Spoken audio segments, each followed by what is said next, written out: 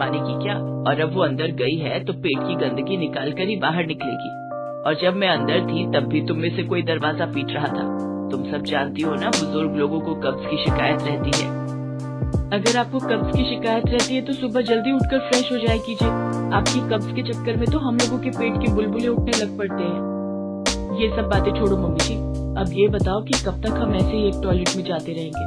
उम्र भर ऐसे ही जाना होगा। क्या मतलब? मतलब ये कि शुक्र मनाओ तुम लोगों को एक टॉयलेट तो नसीब हुआ।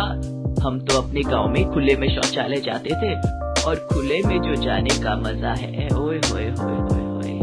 इतना कहते ही शीला चुप हो जाती है। पर मम्मी जी, आपकी इतनी सारी बहुएं हैं, आपको 2 टॉयलेट तो बनवाने ही चाहिए ना। आई बड़ी 2 टॉयलेट वाली, ये घर है, कोई तेरे बाप का होटल नहीं जो 2-2 टॉयलेट चाहिए तुम्हें। मम्मी जी, पर जैसे यहाँ लाइन लगी है ना, ये किसी के घर का टॉयलेट नहीं बल्कि किसी चौल का सुलभ शौचालय मालूम होता है। हाँ, बस इसका ये एक सुख है कि हमें धोने के लिए बाल्टी और मग्गा लेकर नहीं आना पड़ता। निधि बोल ही रही थी कि तभी वहाँ खड़ी राखी जोर से बदबूदार गैस छोड़ती है।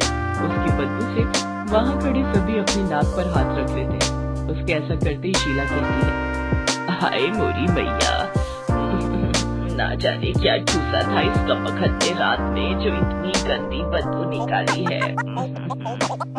मम्मी जी, जिस घर में 4 बहुओं का एक टॉयलेट होगा वहाँ तो ये सब झेलना ही पड़ेगा। फिर राखी दोबारा से दरवाजा पीट कर भी, जल्दी से बाहर निकल मेरी माँ, अब तो बर्दाश्त से बाहर है सब कुछ। ये कहकर राखी फिर से दरवाजा पीटने लगती है। शीला देवी की जॉइंट फैमिली थी जिसमें उसकी 4 बहुएं थी और 4 बेटे थे, और उन सबके लिए केवल एक ही टॉयलेट था।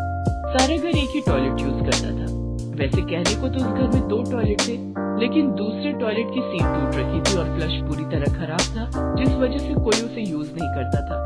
बेचारी सारी बहुओं का आधा दिन तो टॉयलेट में अपनी बारी आने के इंतजार में ही गुजर जाता, और ऊपर से अगर गलती से कोई मेहमान घर पर आ जाए